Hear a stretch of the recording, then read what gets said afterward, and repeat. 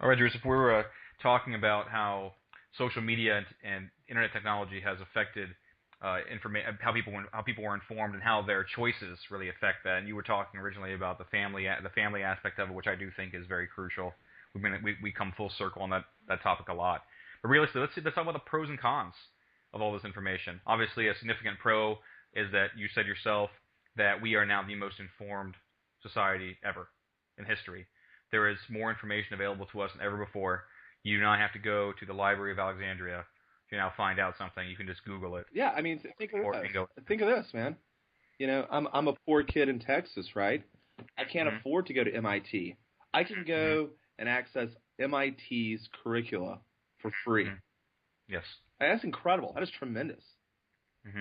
You know, um, Obviously, um, we benefit from this. Yes. So, those are the positives. I mean, God, I mean, massive dissemination of information. I mean, we could access stuff that you saves you literally thousands of dollars. The Networking is another big one as well. You can network now with people that are no longer in just your city, but you can network across the world. That's true. You can find people that are like-minded anywhere in the world now, as long as they have an internet connection. To me, that's one of the greatest benefits is now you can exchange information over limitless distances. Correct. And to me, that makes it the most amazing thing because realistically, you and I are like-minded. We know people in the area that think the same as us. We can talk to people over the telephone or over the internet, statewide or even nationwide that have similar ideas, morals, ethics, and so forth. But yet now we can go across the globe and find people like that, or invite people in, bring people into the club, so to speak, and convince them of our moral code and our values, and maybe they can realize that they parallel us a lot. And you can make some really close friendships. You can obviously garner a lot of support for certain things, and also just in general inform the public of what's really going on, which is why you and I are big proponents of alternative media. We do not like to go to the big box news websites and find information because frankly there isn't anything there. It's all biased. It all has an agenda.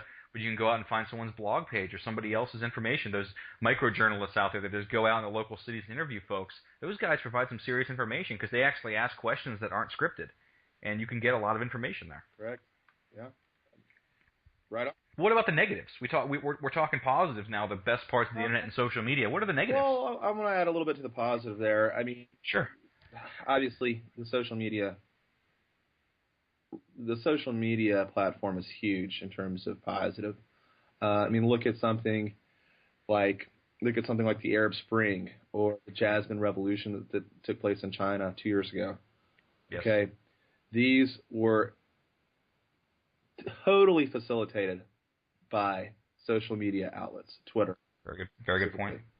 I mean, the ability to rapidly disseminate and mobilize social movements Mm-hmm. and demonstrations instantaneously nationwide and possibly worldwide, globally, is an almost incalculable power Mm-hmm. if wielded properly. I agree.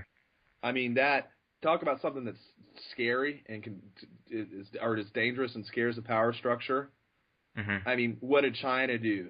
I mean, China doesn't even allow Twitter. They have their own micro internet or micro Twitter verse in China. Mm-hmm. Yeah, in Iran too. They killed the internet, Yeah, but people still found ways to get it out there using their phones and so forth. Yeah, they were able to use that social media to spread the message. it's too pervasive. You can't Mhm. you can't plug every hole. It's Yes, impossible. So I think that is a tremendous uh, benefit and power. I do. I think that you probably nailed this. Probably the biggest power is that it allows revolution. It's a revolution in itself, but it also promotes it wherever it's necessary, and that's something that many governments and power structures fear. I think that's probably one of the best points of the positives of it, which is something that's often overlooked. Aside from you can find out who won a game or talk to your buddy really fast, you can also find out instigate a revolution inside your own country. But let's end the next segment with the negatives of this. Okay.